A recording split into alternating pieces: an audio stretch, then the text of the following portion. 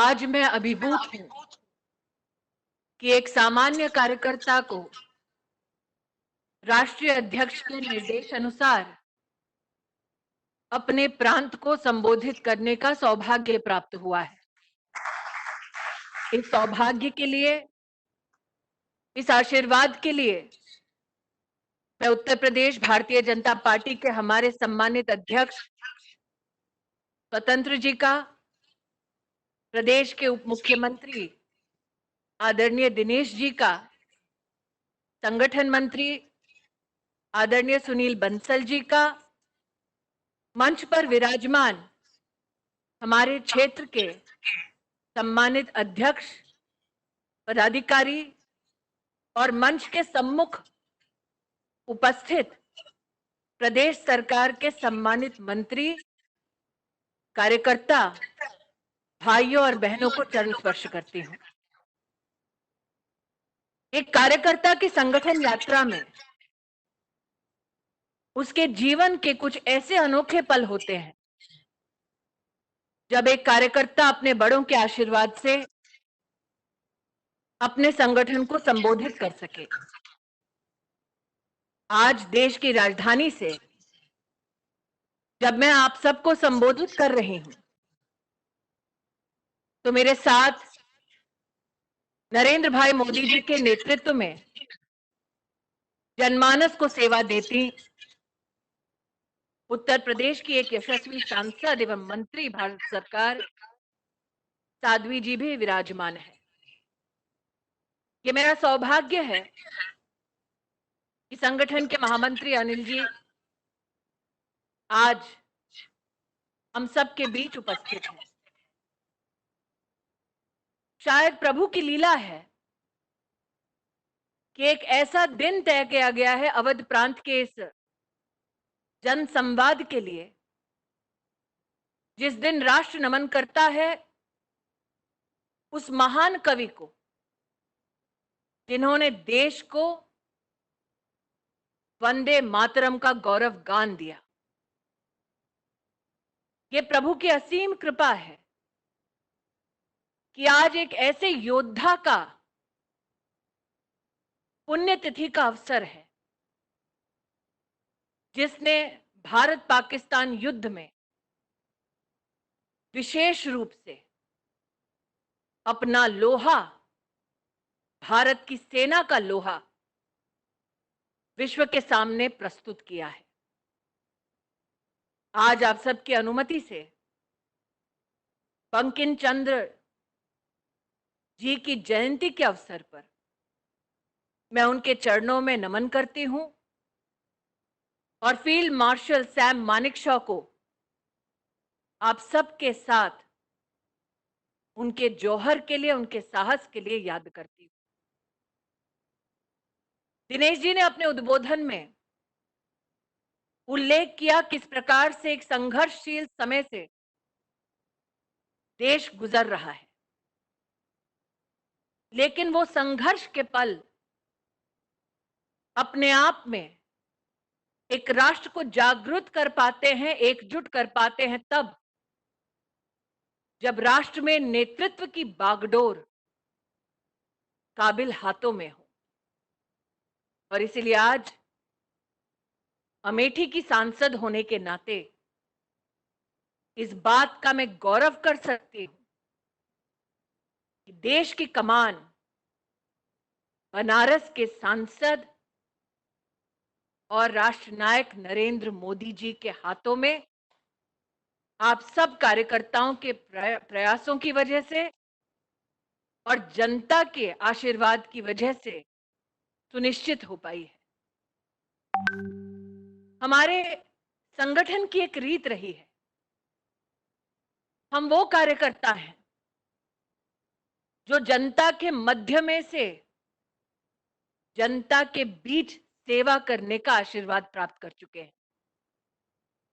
और इसीलिए संगठन की कार्यशैली कुछ ऐसी कि जब जब जनता ने सत्ता के माध्यम से सेवा का हमें अवसर दिया है, तब तब हमने निश्चय किया है कि हम जनता के मध्य में लौटेंगे और अपने कामों का ब्यौरा देंगे। आज से 1 साल पहले जब भारतीय राजनीति में एक नया अध्याय लिखा गया, तब किसी ने कल्पना नहीं की होगी कि इस सरकार के 1 वर्ष के पूर्ण होते हुए कोरोना जैसी वैश्विक महामारी से हमारा देश, पूरा विश्व जूझ रहा होगा। और आज ऐसे वातावरण में भारतीय जनता पार्टी की कार्यकर्ता होने के नाते विशेष उत्तर प्रदेश की जनता को एक बार फिर अपने संगठन की ओर से आश्वस्त करना चाहती हूं कि इस महामारी से चलते संघर्ष में आप अकेले नहीं हैं।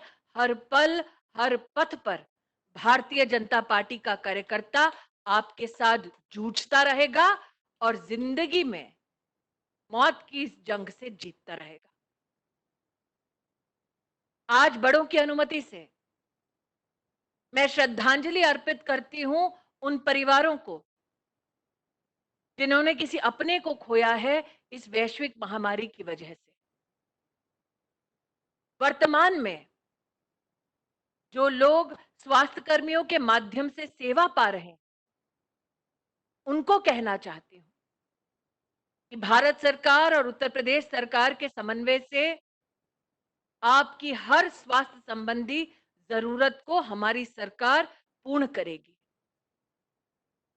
लेकिन एक क्षण उन लोगों का अभिनंदन करने के लिए भी जिन्होंने लगातार 100 दिन प्रशासनिक ढांचे में रहकर कभी डॉक्टर के रूप में, कभी नर्स के रूप में, कभी आशा वर्कर के रूप में या कभी आंगनवाड़ी बहन के रूप में जनता जनार्दन के सम्मुख अपनी सेवाओं को दिया। आज अपने संगठन के माध्यम से ऐसे कोविड के सेनानियों को मैं अपनी ओर से आभार व्यक्त करती हूं। उप मुख्यमंत्री जी ने सही कहा, चुनौतियां मात्र राष्ट्र में नहीं, कोविड के चलते, बल्कि दुर्भाग्य यह है कि कुछ लोग जब मानवता एक वैश्विक महामारी से जूझ रहा हो, तब दुस्साहस करें हिंदुस्तान की सरहद पर आंख उठाने का। आज ऐसे तत्वों को मैं कहना चाहती हूं, जब जब हिंदुस्तान ललकारा गया है, तब तब इस देश की जीत हुई है।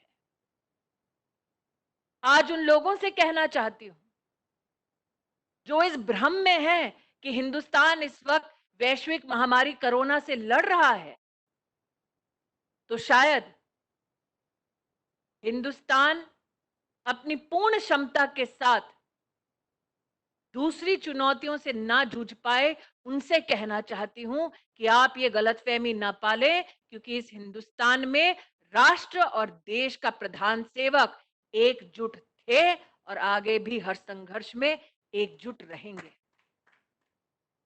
मुझे आज भी याद है साल 2014 में जब पहली बार नरेंद्र मोदी जी को आप सब ने आशीर्वाद दिया, तो कार्यकर्ता प्रफुल्लित हो पड़ा जब नरेंद्र मोदी जी ने संसद की चौखट पर शीश झुकाया और अपने आप को राष्ट्र का प्रधान सेवक घोषित किया।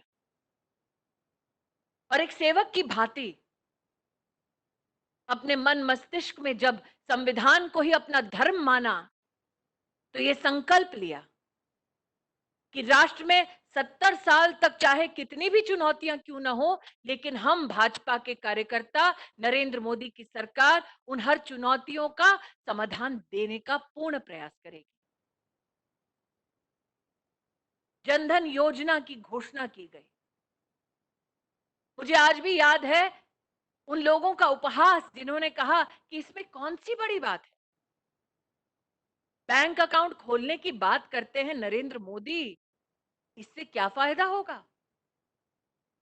मुझे आज भी याद है नरेंद्र मोदी जी ने आह्वान किया राष्ट्र को, देश की बैंक्स को, कि आज भी गरीब वंचित है एक बैंक के खाते से। जनधन योजना की जब शुरुआत हुई तो संकल्प मात्र एक था कि इस देश ने वो मंजर देखा है जब एक कांग्रेस के नेता ने कहा कि दिल्ली से 1 रुपया निकलता है तो गांव तक, गरीब तक पहुंचते पहुंचते 10 पैसा हो जाता है। मतलब कांग्रेस के एक नेता ने सार्वजनिक तौर पर स्वीकार किया कि 90 पैसे कांग्रेस के दलाल खा जाते हैं। नरेंद्र मोदी का संकल्प था दलालों की अब और राजनीति नहीं चलेगी। वो बैंक जो कांग्रेस के कार्यकाल में गरीब के मुंह पर किवाड़ बंद कर देते थे, अब नरेंद्र मोदी के नेतृत्व में वो बैंक और बैंक के अधिकारी गांव गांव गए, गरीब का खाता खोला और आज 38 करोड़ हिंदुस्तानियों के पास जीवन में पहली बार बैंक का खाता है, क्योंकि जनता ने भारतीय जनता पार्टी पर विश्वास किया। और आज उत्तर प्रदेश की दृष्टि से, देश की दृष्टि से ये कहना उचित होगा कि जब लॉकडाउन की घोषणा हुई तो माननीय प्रधानमंत्री जी ने घोषणा की गरीब कल्याण पैकेज की। आज हमारे प्रदेश अध्यक्ष जी ने आह्वान किया, अभिनंदन किया देश की मातृशक्ति का, उत्तर प्रदेश की बेटियों का। आज मैं प्रफुल्लित हूं कि देश में 20 करोड़ बहनों के बैंक के खाते में गत 2 महीने में 20,000 करोड़ रुपया अगर किसी ने डायरेक्ट भेजा तो वो मोदी की सरकार ने भेजा। साथ ही उत्तर प्रदेश की सरकार को योगी जी की आज अनुपस्थिति में मुख्यमंत्री जी के सहयोगी उप मुख्यमंत्री जी के माध्यम से 6 करोड़ 80 5,80,000 से भी ज्यादा खातों में लॉकडाउन के काल में डायरेक्ट पैसे पहुंचाने के लिए मैं आभार व्यक्त करती हूं। निश्चित रूप से एक तिलमिलाहट है उन लोगों में जिन्होंने 70 साल में अमेठी रायबरेली में एक शौचालय तक नहीं बनाया। निश्चित रूप से मुझे याद है आज भी वो मंजर जब लाल किले के प्राचीर से प्रधानमंत्री जी ने कहा कि क्या इस राष्ट्र को शोभा देता है कि हमारी बहू बेटियां खुले में शौच करने जाती हैं। क्या यह संभव नहीं कि अगर राष्ट्र एकजुट हो जाए तो हमारी बहू बेटियों के लिए कम से कम एक शौचालय हम बना पाए। स्वच्छ भारत अभियान की कल्पना को चरितार्थ किया, जमीन पर काम कर दिखाया, 11 करोड़ से ज्यादा टॉयलेट्स बनाए गए। और उत्तर प्रदेश में योगी जी ने उसे इज्जत घर का नाम दिया। ये भावना वही समझ सकता है जो स्वयं गरीबी से पनपा हो कि कितना आहत होता है वो व्यक्ति जिसकी बहू बेटियों को खुले में शौच करना पड़ता है। शाम के अंधेरे में जब गाड़ी की बिजली पड़ती है महिला पर, वो कैसे ढांकती है अपने आप को ताकि कोई उसे देख न ले। हर दिन जिल्लत की जिंदगी जीने से मुक्ति दिलवाई उत्तर प्रदेश सरकार ने इज्जत घर बनाकर। 2,60,00,000 उजाला योजना के माध्यम से प्रधानमंत्री जी ने कहा कि मात्र यही क्यों संभव है कि अमीरों के घर में उजाला हो, बिजली लेकर जानी है तो कम से कम गरीब के घर में तो उजाला करने की हिम्मत करनी चाहिए, इस प्रकार का काम करना चाहिए। और आज अमेठी के सांसद और उत्तर प्रदेश की एक कार्यकर्ता होने के नाते इस बात का गौरव करती हूं कि एक तरफ इज्जत घर दिया और दूसरी तरफ 2,60,80,000 एलईडी बल्बों का वितरण किया ताकि गरीब के घर में उजाला हो सके। आज उत्तर प्रदेश का कार्यकर्ता सर उठाकर यह आंकड़े इसलिए कहता है क्योंकि जो कहा वो किया भाजपा की सरकारों ने। मुझे आज भी याद है जब विधानसभा का चुनाव हुआ था उत्तर प्रदेश में तो जन जन के बीच में एक प्रश्न था, नौकरियां कितनी मिलेंगी, घर कितने बनेंगे। और आज इस बात का हम सब संतोष करते हैं कि इन 3 सालों में उत्तर प्रदेश सरकार ने 30 लाख मकान बनाकर गरीब के हाथों में उसके भविष्य की चाबी थमाई। ये वो नहीं समझेगा जिन्होंने देश को लूटकर अपने बंगले बनाए। ये वो समझेगा जो जिंदगी भर कच्चे घर में रहा और आज पक्के मकान में रहता है, क्योंकि देश में मोदी और प्रदेश में योगी की सरकार है। बात जब घर की निकली है तो आज उस माँ उस बहन की चर्चा करना चाहती हूँ जो शाम की रसोई हो या दोपहर का खाना हो, बनाते वक्त अपनी रसोई में धुएं से जूझती, जिसका जीवन घिस जाता बाहर से लकड़ी बीनने में या उपले इकट्ठे करने में ताकि वो रसोई बना सके। उस बहन ने कभी भी इस भावना को व्यक्त नहीं किया कि एक दिन एक ऐसा राजनीतिक दल आएगा देश में जो कम से कम इस छोटी सी चुनौती लेकिन बड़े अभिशाप को समझेगा। प्रधानमंत्री जी ने आह्वान किया उज्ज्वला योजना का, और आज 8 करोड़ से ज्यादा गरीब बहनों को जीवन में पहली बार मुफ्त का गैस का सिलेंडर मिल पाया है, क्योंकि देश में भारतीय जनता पार्टी नित सरकार है। और मैंने देखा है जब जब केंद्र की सरकार ने कोई घोषणा की है, कोई आह्वान किया है, तब तब उत्तर प्रदेश सरकार ने तत्परता से उसे जमीन पर हकीकत बनाने में अपना पूरा योगदान, पूरा परिश्रम किया है। इसलिए आज देश में 8 करोड़ बहनों का जब मैं आह्वान करती हूं जिन्होंने उज्ज्वला योजना के माध्यम से धुएं से मुक्त रसोई को प्राप्त किया है, तो साथ ही अभिनंदन की पात्र हैं उत्तर प्रदेश की 1 करोड़ 40 लाख से भी ज्यादा बहनें, जिन्हें अब अपनी रसोई में परिवार के लिए भोजन पकाते वक्त धुएं से जूझना नहीं पड़ता। ये बातें आज मैं आप सबके सम्मुख इसलिए रख रहे हैं क्योंकि हमने हमारी सरकार और संगठन के माध्यम से गरीब कल्याण की दृष्टि से गरीब और मध्यम वर्गीय परिवारों की जो जो भी चुनौतियां हैं उनको ना सिर्फ समझा बल्कि उन तक समाधान पहुंचाने का निरंतर प्रयास किया।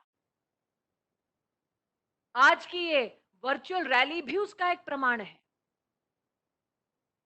हाँ, कुछ हैं कांग्रेस के नेता जो अपने घर पर बैठकर अपनी वीडियो कॉल के माध्यम से किसी व्यक्ति के साथ चर्चा करते हैं, लेकिन जनता तक पहुंचने का प्रयास नहीं करते हैं, क्योंकि वो भी जानते हैं कि जनता उनका साथ छोड़ चुकी है। और जनमानस के साथ ये निरंतर संवाद ही भारतीय जनता पार्टी की सबसे बड़ी ताकत है। ये संवाद संभव है क्योंकि प्रधानमंत्री जी ने डिजिटल इंडिया का आह्वान किया था, राष्ट्र की चेतना को जागृत करने का प्रयास किया कि भविष्य हिंदुस्तान का डिजिटल भविष्य हो, इसके लिए हम सब प्रयत्नशील रहे। और आज संगठन के माध्यम से उसी का एक उदाहरण हम इस वर्चुअल रैली के माध्यम से देख पा रहे हैं। डिजिटल ट्रांजैक्शन हो ताकि देश की तिजोरी से गरीब के बैंक के खाते तक पैसा पहुंचे, ये प्रयास सफल प्रयास है। और भारतीय जनता पार्टी की कार्यकर्ता होने के नाते आज अपने प्रदेश अध्यक्ष की अनुमति से मैं देश के प्रधानमंत्री जी को विशेष आभार और अभिनंदन व्यक्त करना चाहती हूँ। अभिनंदन इस बात का भी कि आयुष्मान भारत योजना की न सिर्फ घोषणा हुई बल्कि उसको धरातल पर उतारा गया। इस देश ने कितने ऐसे गरीब परिवारों को बीमारी से जूझते देखा, जिनके घर में अगर किसी को दिल की बीमारी हो जाए किडनी की बीमारी हो जाए तो जितना बचा कुचा है सब बिक जाता था। एक अस्पताल से दूसरे अस्पताल तक धक्के खाते खाते मौत के सामने गरीब घुटने टेक देता था। प्रधानमंत्री जी ने आयुष्मान भारत योजना की शुरुआत की और संकल्प लिया कि 10 करोड़ परिवारों को सालाना 5 लाख रुपए की मुफ्त की चिकित्सा की सुविधा हम लोग मुहैया करवाएंगे। अकल्पनीय था ये, लेकिन जो अकल्पनीय था उसे सच कर दिखाया 1 साल की अवधि में। आज देश में 1 करोड़ से भी ज्यादा नागरिक ऐसे हैं जिनको आयुष्मान भारत योजना का सहयोग मिला है, चिकित्सा मिली है। और उत्तर प्रदेश में 18 लाख गरीब परिवारों को इस योजना के तहत 1 करोड़ 18 लाख गरीब परिवारों को इस योजना के तहत कवर और समर्थन दिया गया है। जैसा कि मैंने कहा अपने उद्बोधन में, वो लोग जिन्होंने 70 साल इस देश को लूटा, उनके लिए शायद ये बातें मायने नहीं रखती। अगर मायने रखती तो उत्तर प्रदेश और देश ना शौचालय से वंचित होता, ना जनधन खाते से वंचित होता, ना आयुष्मान भारत की सोच से वंचित होता।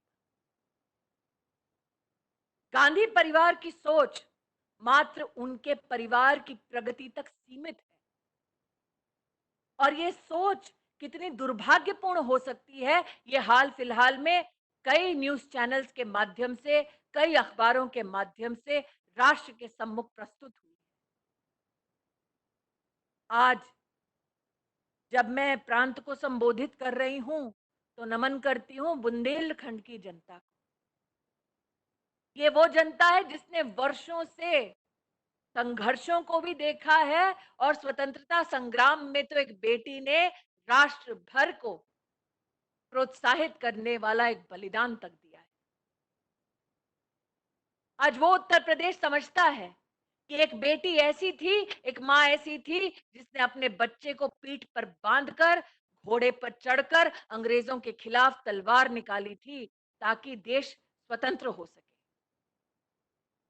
और दुर्भाग्य देखिए, आज रायबरेली में सांसद एक ऐसी हैं जो राजीव गांधी फाउंडेशन के नाम से अपने बच्चों के साथ राष्ट्र को लूटने में कोई कसर नहीं छोड़ रही।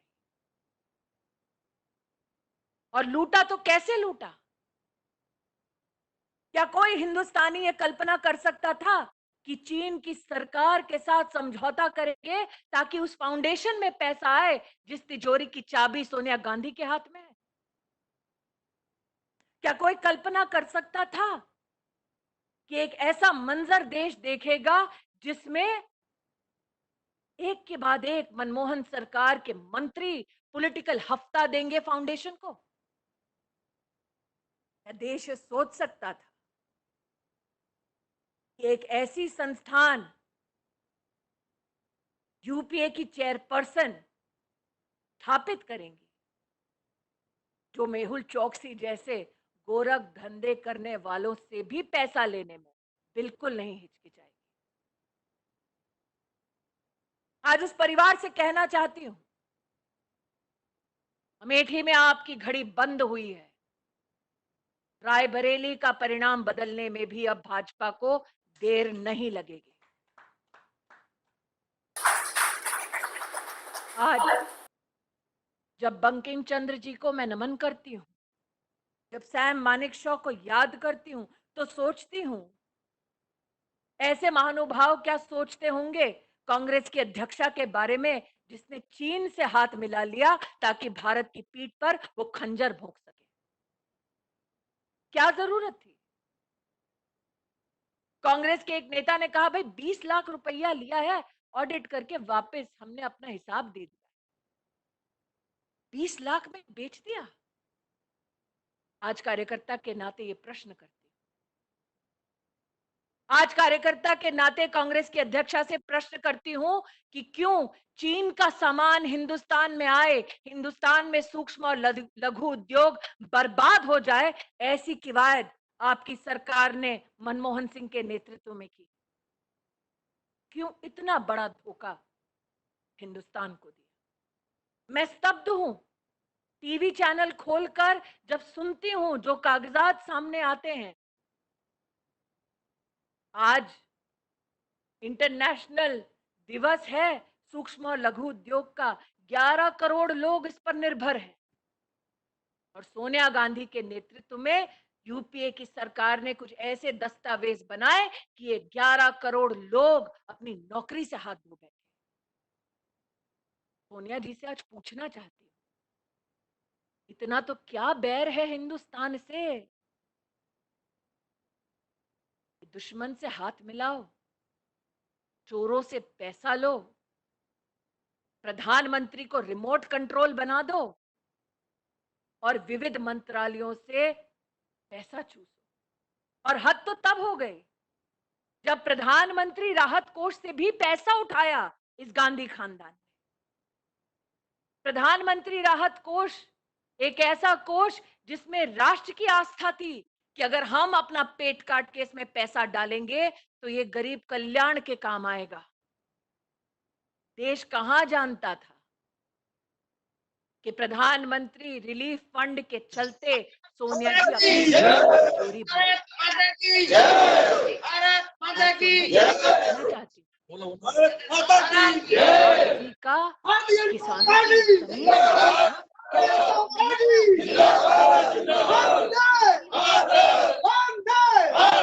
और अमेठी की सांसद होने के नाते यह अपराध मैं नहीं करूंगी अगर याद नहीं दिलाऊंगी कि सम्राट साइकिल में क्या हश्र किया था अमेठी के गरीब किसानों का। आज महाना जी इस कार्यक्रम में उपस्थित है।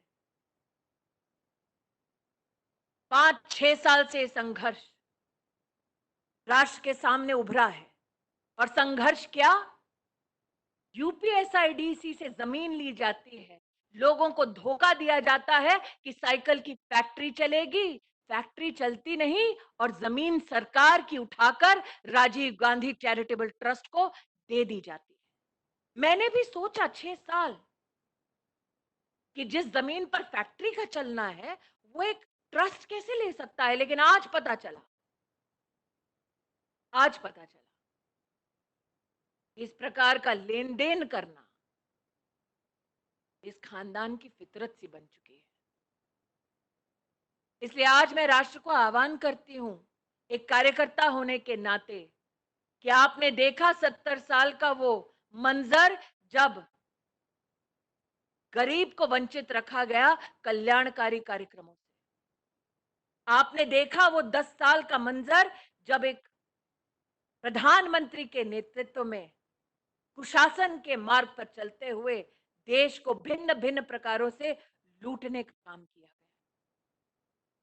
लेकिन अब मोदी और योगी की सरकार के चलते उत्तर प्रदेश में ऐसे गोरख धंधे करने वालों की दाल नहीं गलेगी।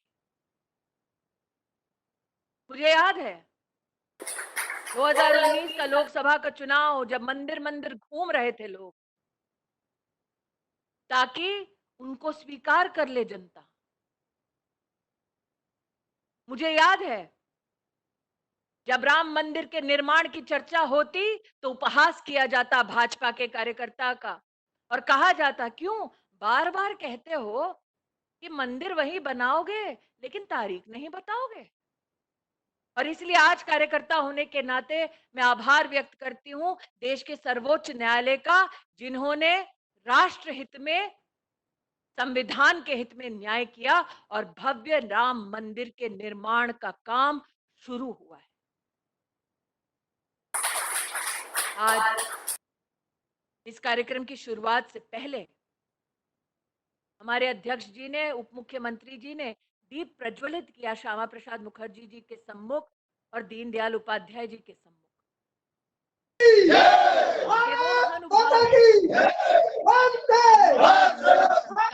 और संगठन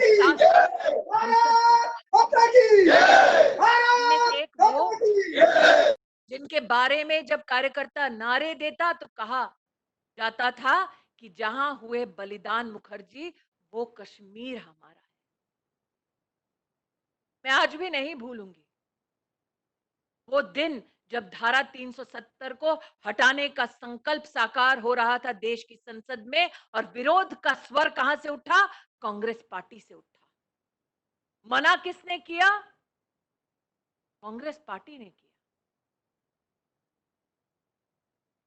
इसलिए आज भाजपा के कार्यकर्ताओं के साथ साथ राष्ट्र के नागरिकों की ओर से मैं अभिवादन देती हूं नरेंद्र भाई मोदी जी को, जिन्होंने धारा 370 को हटाकर कश्मीर से लेकर कन्याकुमारी तक राष्ट्र को एक सूत्र में, एक संविधान में बांधा। आज आप सब इस जानकारी के भागी हैं कि गरीब कल्याण योजना के माध्यम से आत्मनिर्भर भारत कैसे बने, इसका भरसक प्रयास प्रदेश और केंद्र की सरकार कर रही है। 20 लाख करोड़ के पैकेज की घोषणा और कल ही यशस्वी प्रधानमंत्री नरेंद्र भाई मोदी जी ने आशीर्वाद दिया कि गरीब को उत्तर प्रदेश के गांवों में रोजगार मिल सके। इसके सफल प्रयोग के लिए मैं उत्तर प्रदेश के मुख्यमंत्री जी को विशेष अभिनंदन और आभार देती हूं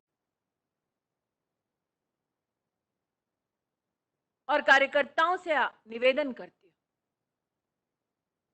प्रदेश अध्यक्ष जी के नेतृत्व में, सुनील बंसल जी के मार्गदर्शन में सभी मंत्रियों और सांसद और हमारे विधायकों के सहयोग से हमारा संगठन हर जिले में मास्क और सैनिटाइजर वितरित करता है।